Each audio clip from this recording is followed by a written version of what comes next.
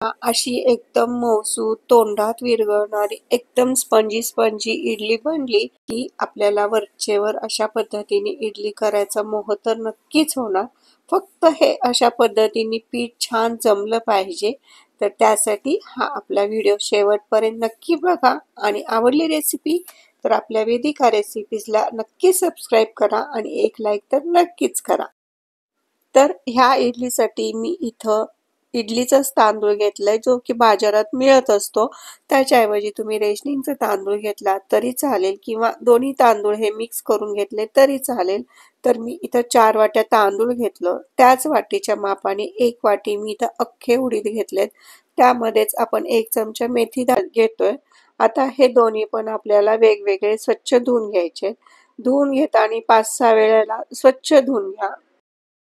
असा पाण्यातून हा तांदूळ ट्रान्सपरंट दिसला पाहिजे अशा पद्धतीने हे तांदूळ पण धुवून घ्यायचे आणि उडदाची डाळ पण धुवून घ्यायची. त्यामुळे आपली इडली आहे ना ती एकदम पांढरी शुभ्र व्हायला मदत होते. आता उडीद भिजवताना पाणी भरपूर घालून हे भिजू घालायचं कारण उडीद दुप्पट होते भिजल्यानंतर आणि ह्या आपल्याला उडदाच्या भिजलेल्या पाण्याचा उपयोग हे पीठ वाटताना करायचं असतं. त्यामुळे मुळात पाणी जास्त घाला उडदामध्ये. तांदळामध्ये आपण पाणी थोडंसं कमी घातलं तरी चालतं आणि हे 5 ते 6 तासासाठी भिजायला ठेवून द्यायचं. आता मी दुपारचे 12 वाजता हे भिजू घातले तर संध्याकाळी 5:30च्या दरम्यान हे मी वाटायला घेतले. तर सुरुवातीला आपण उडीद मधलं सगळं पाणी निथळून घ्यायचं. मिक्सरचा मोठा जार घ्यायचा आणि तो पण सुरुवातीला थोडासा ओलावून घ्यायचा म्हणजे आपण पहिल्यांदा याच्यामध्ये उडीद वाटणार आहोत तर ही उडीद चिटकून बसत नाही मिक्सरला. आणि उडीद मधलं जे पाणी काढले ना तेच थोडं यात टाकायचं.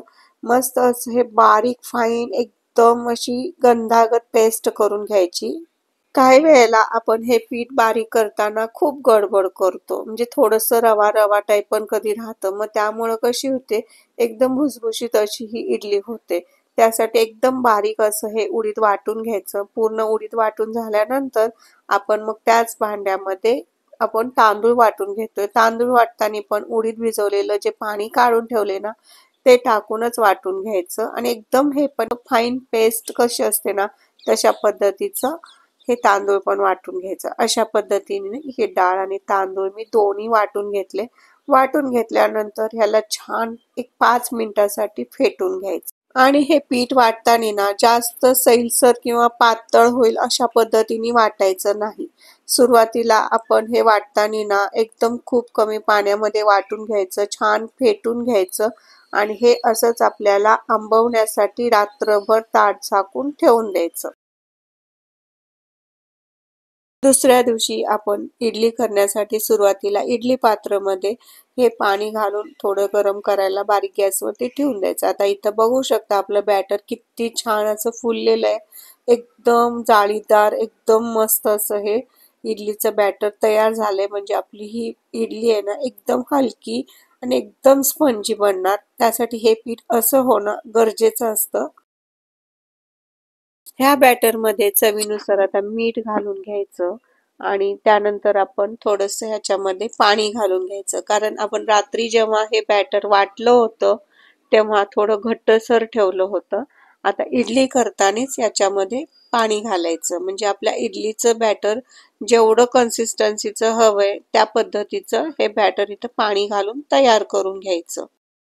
आता ह्या इडलीच्या प्लेट्सला सगळीकडे छान असं तेल लावून घ्यायचं म्हणजे ह्या इडल्या पटपट सुटतात. आणि हे इडलीचे प्लेट्स आहेत ते आपण इडली पात्रामध्ये ठेवता आणि नक्की एक काळजी घ्यायची की यातलं हे पाणी आहे हे उकळतं हवं म्हणजे ह्या इडल्या एकदम पटकन स्पंजी होतात, मस्त अशा फुगल्या जातात, मऊसूत होतात आणि चवीला छान लागतात. ही एक ट्रिक फॉलो करून बघा आणि 10 ते 12 मिनिटानंतर ही इडलीच्या पात्रातल्या ह्या इडल्या काढायच्या.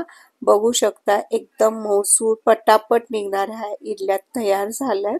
नक्की अशा पद्धतीने एकदा ही इडलीची रेसिपी करून बघा.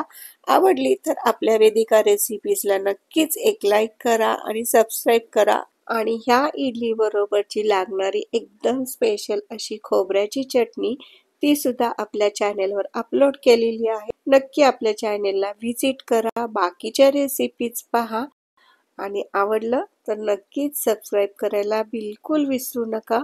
चला, गरमागरम मऊसूत अशी ही इडली चटणी तयार आहे.